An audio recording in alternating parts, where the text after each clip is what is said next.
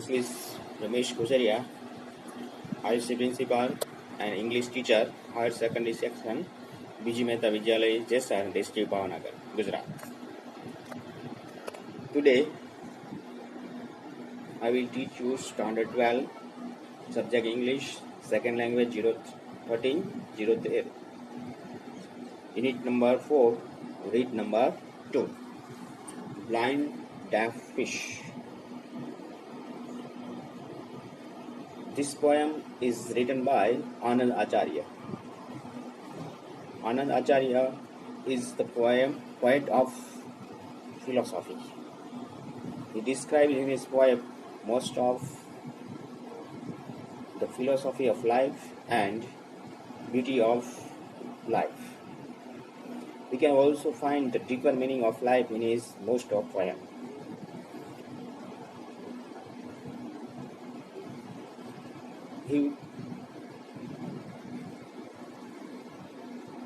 His ashram was in Kolkata. He was Acharya in this ashram after Swami Vivekananda. He was also famous for the University of Peace. We can also find in his poem the symbolic meaning of life. In this poem, he also described the deeper meaning of life. This poem is symbolic poem. Through the various symbols, he describes and symbolizes the main aspect of our life. In this way, this poem is very, very deep. We will try to explain and understand the deeper meaning of the life through this poem Anand Acharya. હવે આપણે ગુજરાતીમાં એને સમજવાનો પ્રયાસ કરશું. થોડુંક તમને ઇંગ્લિશમાં સમજાવ્યું એટલે તમને ખ્યાલ આવે કે ઇંગ્લિશમાં કઈ રીતે એનો મિનિંગ સમજાય છે. Unit number 4, read number 2, page number 42. Text book. Blind deaf fish. આ એક કાવ્ય છે, પોયમ છે. આ કવિતા આનંદ આચાર્ય છે એને લખેલી છે. આનંદ આચાર્ય છે એના મોટા ભાગના કાવ્યો છે એની અંદર આપણને ડીપર મિનિંગ ઓફ લાઈફ, જીવનનું ગહન અર્થ જોવા મળે છે. સાથે સાથે બ્યુટી ઓફ લાઈફ, જીવનની સુંદરતા છે એનો પણ ખ્યાલ આપણને જોવા મળે છે. એ યુનિવર્સિટી ઓફ પીસ માટે પણ ફેમસ હતા, પ્રખ્યાત હતા. એટલે શાંતિ યુનિવર્સિટી માટે એને કામ કરેલું હતું. એનો આશ્રમ કોલકાતામાં હતો. સ્વામી વિવેકાનંદ પછી એ આ આશ્રમમાં બીજા આચાર્ય બન્યા હતા અને ભારતીય ફિલોસોફી છે એને વેસ્ટર્ન કન્ટ્રી છે એમાં એને ફેલાવો કર્યો. તો he spread the philosophy of India in the western countries.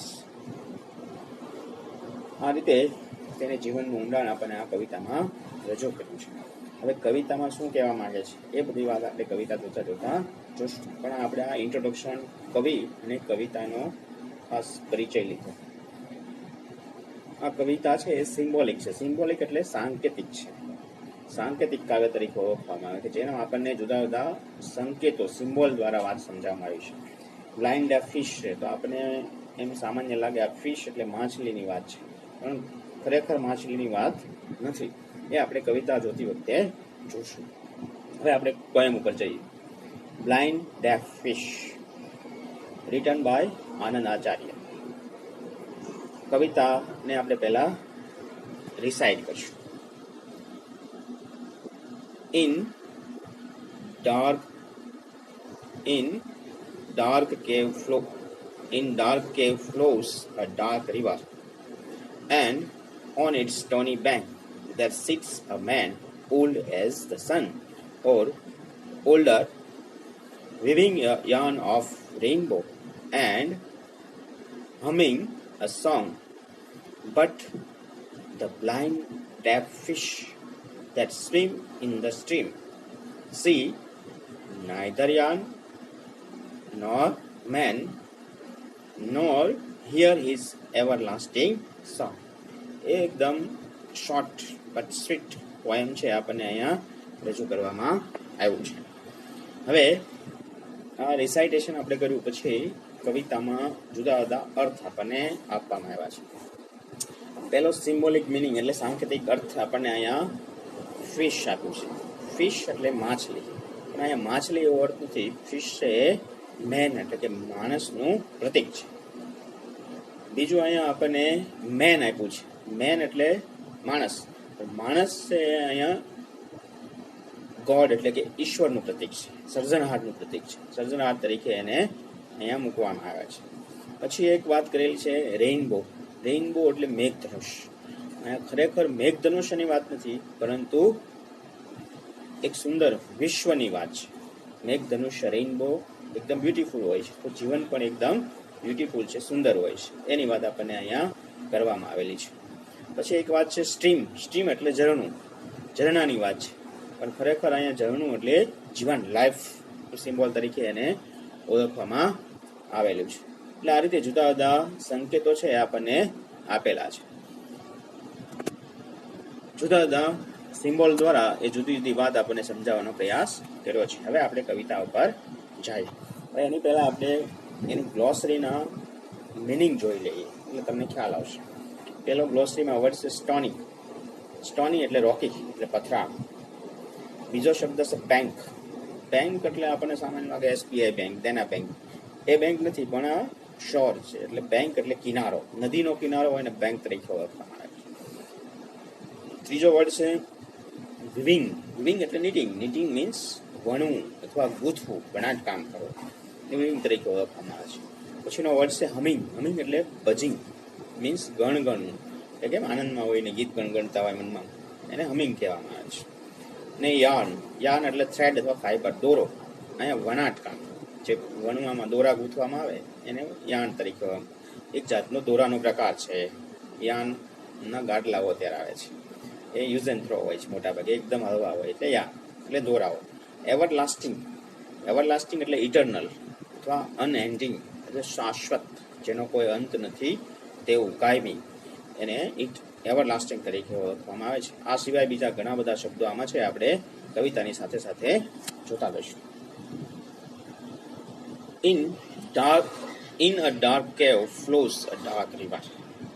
શું કહી છે કવિ? ઇન અ ડાર્ક કેવ એટલે એક ડાર્ક એટલે અંધારું, ગાઢ અંધારું, ધૂંધળું એવો પણ શબ્દનો અર્થ થાય. એને ડાર્ક કેવ. કેવ એટલે ગુફા. કેવ શબ્દ છે એનો આપણને અહીંયા અર્થ આપેલો છે. કેવ શબ્દ છે એનો અર્થ ગુફા એવો થાય છે. એટલે ઇન ડાર્ક કેવ એટલે એક અંધારી ગુફા છે તેમ. ફ્લોઝ એટલે વહે છે. ફ્લોઝ શબ્દનો અર્થ છે વહેવું. In dark caves flows a dark river. એક અંધારી ગુફામાંથી એક ગાઢ અથવા ધૂંધળી નદી એ વહે છે. ફ્લોઝ એટલે વહેવું. ડાર્ક અહીંયા શબ્દનો અર્થ લેવાનો છે આપણે ધૂંધળું, અને રિવર એટલે નદી.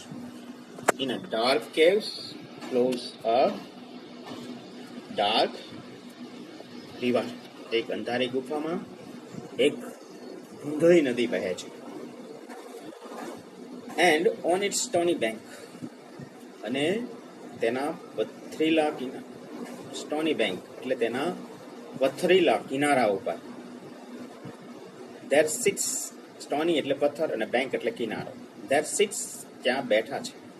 મેન એટલે એક માણસ, ત્યાં એક માણસ બેઠો છે. Old as the sun. Old એટલે વૃદ્ધ, એઝ ધ સન એટલે સૂર્ય જેટલો, સૂરજ દાદા જેટલો એ વૃદ્ધ છે, એટલે એટલી ઉંમર છે. ઓર ઓલ્ડર અથવા એના કરતા પણ વધારે વૃદ્ધ છે. એ શું કહે છે કવિ કે એક અંધારી ગુફામાંથી એક ધૂંધળી નદી વહે છે. એ ધૂંધળી નદીના કિનારા ઉપર એક માણસ બેઠો છે, અને માણસ એ સૂર્ય કરતા પણ વધારે વૃદ્ધ છે એમ કહેવા માંગે છે. અહીંયા માણસ છે એ આપણને એમ લાગશે મેન, મેન એટલે માણસ થાય એનો મિનિંગ, પણ અહીંયા એનું પ્રતીક છે ગોડ. શેનું પ્રતીક છે? ગોડ, ઈશ્વર. ગોડ એટલે ઈશ્વરનું એ પ્રતીક તરીકે આપણને અહીંયા મૂકવામાં આવ્યું છે. અને ગોડ એટલે ક્રિએટર, ક્રિએટર એટલે સર્જનહાર. ઈશ્વર છે એ સર્જનહાર છે, એટલે એક માણસ બેઠો છે એટલે ઈશ્વર બેઠો છે એમ કહેવા માંગે છે. જો સમજવામાં ભૂલ ન થાય, આગળ ફિશ આવશે તો માછલી છે ને આપણે મેન સમજવાની છે, માણસ તરીકે સમજવાની છે. Old as the sun or older. હવે આગળની પંક્તિમાં શું કહે છે? Weaving a yarn of rainbow. આ માણસ છે શું કામ કરે છે? વિવિંગ, વિવિંગ એટલે ગૂંથવું. વિવિંગ શબ્દનો અર્થ શું થશે? ગૂંથે છે, વણે છે. અ યાર્ન ઓફ રેઇનબો. યાર્ન એટલે ફાઈબર અથવા રેસાઓ, દોરાઓ.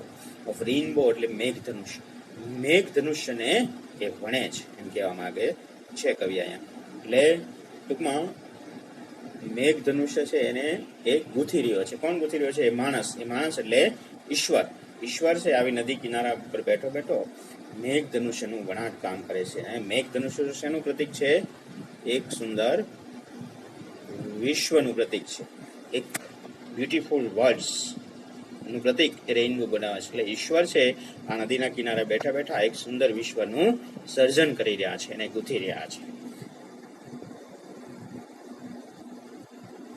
આગળ જોઈએ આપણે humming a song and humming a song. પછી શું કરી રહ્યા છે? હમિંગ. હમિંગ એટલે ગણગણું, અને એક સોંગ એટલે ગીત. એક ગીત ગણગણી રહ્યા છે એટલે ગીત ગાઈ રહ્યા છે. એટલે માણસ ગીત ક્યારે મનમાં ગણગણતો હોય? ક્યારે ખૂબ આનંદમાં હોય ત્યારે. ઈશ્વર પણ આવી રીતે દરિયા નદી કિનારે બેઠા બેઠા એક મનમાં ખૂબ આનંદમાં આવી અને ગીત ગણગણે છે અને સાથે સાથે રેઇનબો રૂપી વિશ્વ છે એનું એ સર્જન કરી રહ્યા છે. બટ પરંતુ the blind deaf fish that stream in the stream. શું કહે છે કવિ આગળ? But the blind. બ્લાઇન્ડ શબ્દનો અર્થ થશે અંધ. પરંતુ અંધ જે માછલી છે તે, એન્ડ ડેફ એટલે બેરી, એ સાંભળી શકતી નથી. અને બ્લાઇન્ડ શબ્દનો અર્થ થાય જોઈ શકતી નથી. ફિશ એટલે અહીંયા ફિશ શબ્દ એટલે માછલીની પણ આપણે શું લેવાનું છે? મેન. એક માણસ, વ્યક્તિઓ, અત્યારના ઘણા બધા જીવજંતુઓ, ટૂંકમાં મનુષ્યો. ઈશ્વરની દ્રષ્ટિએ જોઈએ તો આપણે એક જાતના જીવ છીએ, પણ અહીંયા મનુષ્ય છે તે. But the blind deaf fish. મનુષ્યને શું કહેવામાં આવ્યું છે? બ્લાઇન્ડ છે, અંધ છે. ડેફ એટલે બહેરું છે. એ પોતાની મોહ માયામાં એટલો બધો રાંચો પચો રહે છે. એ દુનિયાનું જે સુખ છે, ઈશ્વરે સર્જન કરી દુનિયા છે, એનો આનંદ માણી શકતો નથી. પૈસા પૈસા પૈસા. સવારે ઉઠે અને સૂવે જ્યાં સુધી એ માત્ર પોતાની રોજિંદી મોનોટોનસ લાઈફમાં એ પોતાનું જીવન પસાર કરતો હોય છે અને ભૂલી જાય છે કે હું એક માણસ છું અને ઈશ્વરનું જે સૌંદર્ય છે, કુદરતી સૌંદર્ય છે, એનો હું અનુભવ કરી શકતો નથી. એક મોનોટોનસ યંત્રવત જીવન, મશીનની જેમ સતત ચાલ્યા કરે છે એવું જીવન જીવે છે. એને કારણેથી એને બ્લાઇન્ડ એટલે એ કંઈ કુદરતી સૌંદર્યને જોઈ શકતો નથી. ડેફ એટલે નવા સરસ મજાના ગીતો, પશુ પંખીઓ, દુનિયામાં કેવા સરસ મજાના સાંભળવા એક વસ્તુ છે એ સાંભળી શકતો નથી. ફિશ એટલે માણસ. That swim. સ્વિમ શબ્દનો અર્થ થાય તરે છે. સ્વિમ એટલે શું થાય? તરવું. In a stream. સ્ટ્રીમ એટલે ઝરણું. સ્ટ્રીમ શબ્દનો અર્થ શું થશે? ઝરણું. સ્ટ્રીમના ઘણા અર્થ છે, પ્રવાહ પણ. અહીંયા ઝરણું એવો છે. હવે અહીંયા ઝરણું એટલે ખરેખર ઝરણાની વાત નથી, પણ ઝરણું છે એ લાઈફ, જીવનનું પ્રતીક છે. આપણા જીવનરૂપી જે ઝરણું છે એની અંદર આ મનુષ્ય રૂપી માછલી છે એ તરી રહી છે. અને માછલી કેવી છે? Blind and deaf. એ અંધ છે અને બહેરી છે. એ આ ઈશ્વર છે એને જોઈ શકતી નથી, એની લીલાને સમજી શકતી નથી. એટલે મીન્સ મનુષ્ય એની લીલાને સમજી શકતો નથી. મનુષ્ય એટલે not only man. Man and man both, સ્ત્રી અને પુરુષો બધા. આત્માની દ્રષ્ટિએ આપણે જોઈએ તો મેન સંસ્કૃતમાં પુરુષ શબ્દ, પુરુષમાં સ્ત્રી, મેલ ફિમેલ બંને આવી જાય છે એ અર્થમાં કહેવા માંગે છે, માત્ર મેલની વાત નથી. એટલે આ રીતે મનુષ્ય રૂપી જે માછલી છે એ ઈશ્વરની લીલાને સમજી શકતી નથી અને આ રીતે પોતાના જીવનમાં એ રચી પચી રહ્યા કરતી હોય છે. C neither yarn. આ માછલી જે તરે છે એ શું કરે છે? સી નાઈધર, જોઈ પણ શકતી નથી. સોને જોઈ શકતી નથી? યાર્ન એટલે યાર્ન ઓફ રેઇનબો, મેઘ ધનુષ્યનું જે ગૂંથણી છે, વણાટ છે, એને જોઈ શકતી, એટલે વિશ્વનું સર્જન છે એને જોઈ શકતી. નોર અ મેન, આ માણસને પણ એ જોઈ શકતી નથી. એટલે મનુષ્ય એટલે ઈશ્વર, ગોડ, ઈશ્વર કે તેનું વિશ્વ જે સર્જન કરે છે એને આ ડેરી અને મૂંગી માછલી રૂપી મનુષ્ય એ જોઈ શકતા નથી. અહીંયા નાઇધર નોર નો ઉપયોગ છે, જેને આપણે ગ્રામેટિક ભાષામાં, ગ્રામરની ભાષામાં ઓલ્ટરનેટિવ ચોઇસ કહી છે. નાઇધર સી નોર લિસન નોર હિયર, એવી રીતે એને બોલી શકાય છે. નોર આગળ જોઈએ. નોર હિયર ઇઝ એવરલાસ્ટિંગ સોંગ. નોર એટલે નાઇધર નોર નો ઉપયોગ. હિયર એટલે સાંભળવું. અહીંયા હિયર શબ્દ આપણને આપ્યું છે, એનો અર્થ થાય સાંભળવું. એક બીજો હિયર આવે છે HERE. આ હિયર શબ્દનો અર્થ અહીં પ્રોનાઉન્સિએશન બેનું એક છે, ઉચ્ચાર, પણ અર્થ અલગ અલગ છે. આ હિયર એટલે સાંભળવું થાય છે. એટલે આ રીતે નોર હિયર સાંભળી શકતી નથી. Is everlasting song. એવરલાસ્ટિંગ એટલે શાશ્વત, કાયમી. સોંગ એટલે ગીતો, તેના કાયમી ગીતોને એ સાંભળી શકતી નથી. એટલે માછલી સાંભળી શકતી નથી. મીન્સ મનુષ્ય એ ઈશ્વરના જે શાશ્વત ગીતો છે એને સાંભળી શકતો નથી. એટલે ટૂંકમાં ઇન શોર્ટ કહેવાનો અર્થ કે ઈશ્વરની લીલાને એ સમજી શકતો નથી. અને પોતાનું જીવન એ મોહ, માયા, લોભ, લાલચ, પૈસા આ પાછળ એ પૂરું કરી દેતો હોય છે. અને ઈશ્વરી કુદરતી સૌંદર્ય છે, ઈશ્વર છે, એને જાણી શકતો નથી. આ રીતે કવિ આનંદ આચાર્યએ આપણને અહીંયા કાવ્યમાં ડીપર મિનિંગ ઓફ લાઈફ એ સમજાયો છે અથવા દર્શાવવામાં આવ્યો છે. અને એના દ્વારા આપણે પણ આપણા જીવનમાં એ ઇમ્પ્રુવમેન્ટ લાવીશ અને ખરા અર્થમાં જિંદગી છે એને એક મનુષ્ય તરીકે જીવીએ એવું કવિ આપણને ઇનડાયરેક્ટ રીતે કહેવાય છે. ખરેખર આપણે ઈશ્વરને સમજી શકતા નથી અને જીવનને માણી શકતા નથી. જીવનનો જે હેતુ છે એ આપણે ખરેખર સમજી શકતા નથી. આપણે એવું સમજીએ છીએ કે પૈસા એ શ્રેષ્ઠ છે. અને ગુજરાતીમાં આપણે કહેવત છે કે ભેંસ આગળ ભાગવત. એમ મનુષ્ય રૂપી જે માછલી છે એને કુદરતે એટલી બધી વસ્તુઓ આપી છે, પણ આ ભેંસ આગળ ભાગવત જેવું છે એ સમજી શકતા નથી અને બીજી વસ્તુમાં એ રચા પચા રહેતા હોય છે. એટલે આ રીતે આપણું પોયમ અહીંયા આપણે પૂરું કરશું. એ નીચે ખાલી જગ્યાઓ કેટલી આપી છે આપણે જોઈ લઈએ. એના દ્વારા તમને એનો કવિતાનો પૂરો અર્થ છે એ સમજાઈ જશે. C2.1 fill in the blanks, ખાલી જગ્યા પૂરો. A dark, ખાલી જગ્યા, blank means ખાલી જગ્યા. હવે હું blank બોલીશ. blank શબ્દનો અર્થ ખાલી જગ્યા. A dark blank flows from blank. A dark river flows એટલે વહે છે from dark cave. એમ પોએમ આવે છે. Its bank are, its bank એટલે તેનો કિનારો કેવો છે? Stony. બ્લેન્કમાં આવશે stony. Banks are stony. And blanks sitting on its banks. કિનારા ઉપર કોણ બેઠું છે? તો an old man. An old man sitting on the banks. એટલે old man એ બ્લેન્ક્સમાં ખાલી જગ્યામાં આવશે. He is શું કરી રહ્યો છે? તો એમાં આપણને કીધું છે he is weaving. ing શબ્દ આપ્યો છે એટલે weave ઉમેરવાનું. WEAV પછી ing લગાડી દેવાનું. He is weaving. He is weaving પછી બ્લેન્ક ખાલી જગ્યા આપી છે. શું ગૂંથી રહ્યો છે?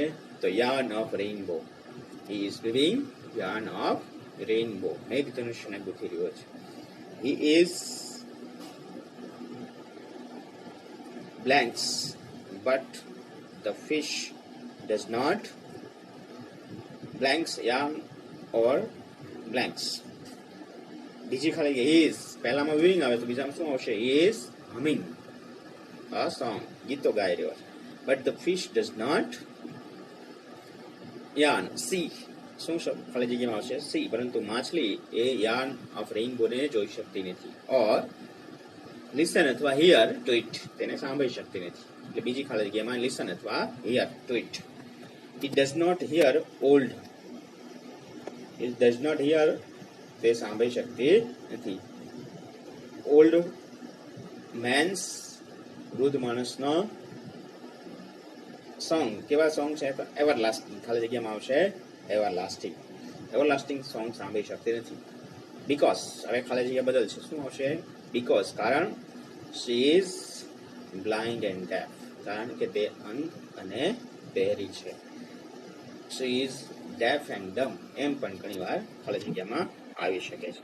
એટલે આ રીતે આપણે આ પોએમ છે એને જોઈ અને સમજવાનો પ્રયાસ કર્યો. આવતી એકમ કસોટી છે એના માટે આ કવિતા છે ખાસ મહત્વની છે. હવે આના આધારે તમને કેટલાક પ્રશ્નો પૂછાઈ શકે. એ પ્રશ્નો તમને હું પીડીએફમાં તો મોકલીશ, સાથે આપણે સમજી શકીએ કે કયા કયા પ્રશ્નો છે તમને આમાં આવી શકે. પેરેગ્રાફ આપણે જોઈએ તો in a dark caves flows a dark river, ત્યાં સુધીનો પેરેગ્રાફ છે. એમાંથી તમને બે પ્રશ્નો આવી શકે. કયા કયા પ્રશ્નો આવી શકે? તો in a dark caves flows a dark river, how is the river, એમ પણ પૂછાય.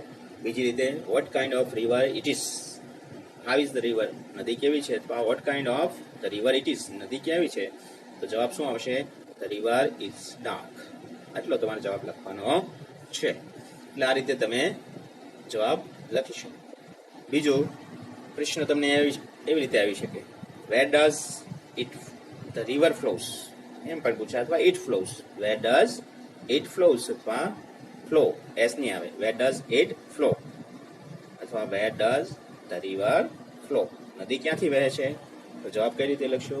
The river flows in a dark caves, એક ડાર્ક ગુફા છે, અંધારી ગુફા છે, ગાઢ ગુફા છે, એમાંથી એ વહે છે. આ પેરેગ્રાફમાંથી તમને આવા પ્રશ્નો પૂછાઈ શકે. ત્યાર પછી બીજો પેરેગ્રાફ છે, and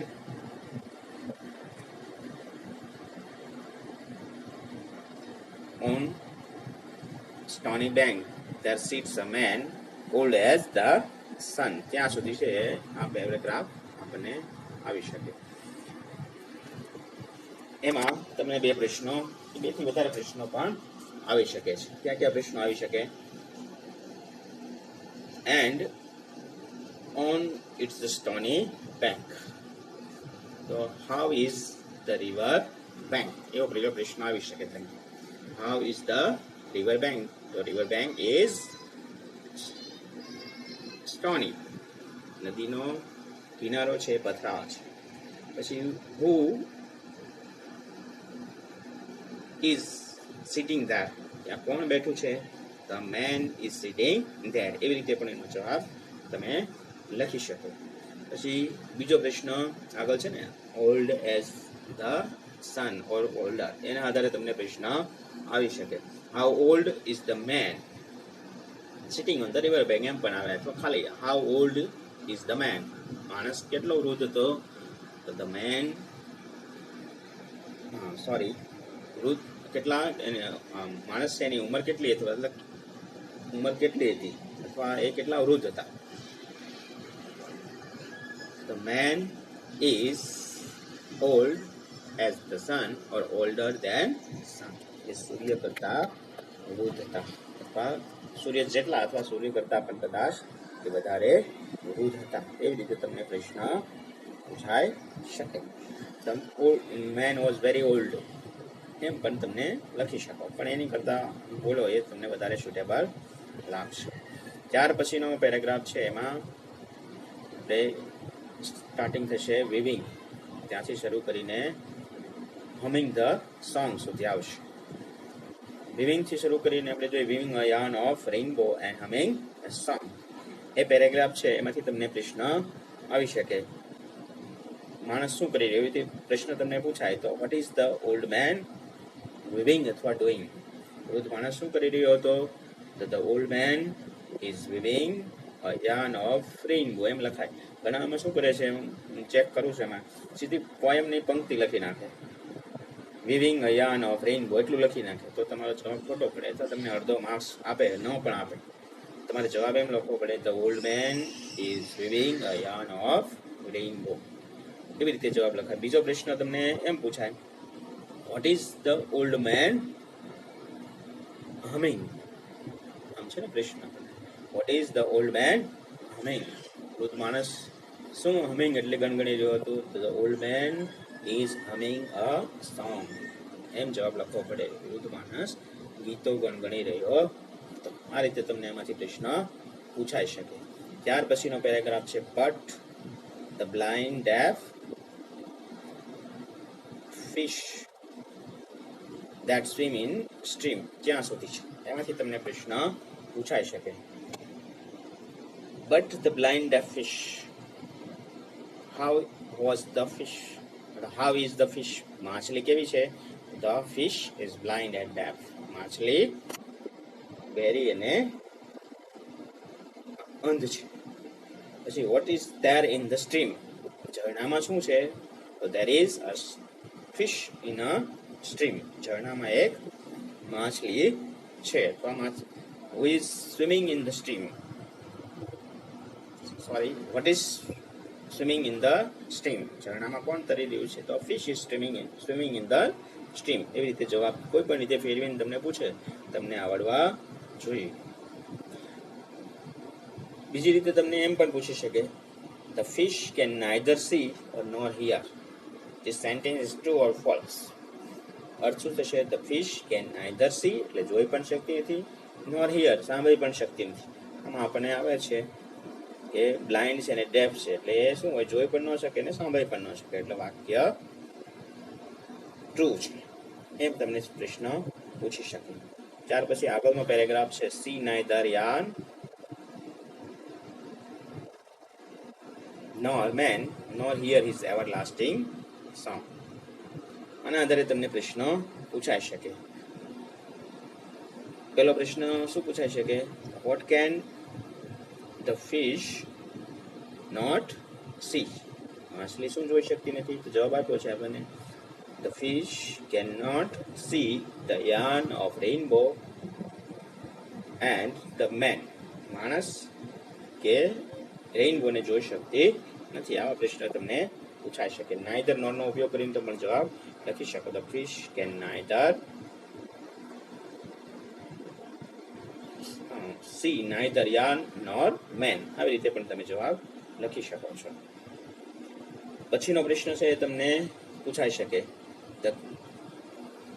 can the fish hear that man's everlasting song? શું માછલી એ માણસના કાયમી ગીતો એવરલાસ્ટિંગ શાશ્વત ગીતોને સાંભળી શકે છે? તો શું આવશે? નો, ના સાંભળી શકતી નથી. નો, the fish can't hear the man's everlasting song. ના કાયમી ગીતોને સાંભળી શકતી નથી. how is the song? ગીત કેવું છે? તો the ગીત is the song is everlasting. કાયમી શાશ્વત છે. હવે અમે તમને સિમ્બોલિક રીતે પણ કેટલાક પ્રશ્નો પૂછી શકે. the fish, stream, રેઇનબો આ બધા છે શેના સિમ્બોલ બતાવે છે? એવો પ્રશ્ન પણ તમને કદાચ પરીક્ષકના મગજમાં આવે તો પૂછી શકે. તો આપણે તમને સમજાવ્યું છે એ પ્રમાણે fish is the symbol of man, rainbow is the symbol of life, beauty of life, stream is a symbol of life. આ રીતે તમે એને સમજાય. man is a symbol of God, creator, અને fish is a symbol of man. આ રીતે તમે એને સમજાવી શકો છો. આ રીતે આપણું પોયમ આપણે અહીંયા પૂરું કરીએ છીએ. I hope you will understand it. આવતી એકમ કસોટી માટે આપ સૌને best of luck. Thank you.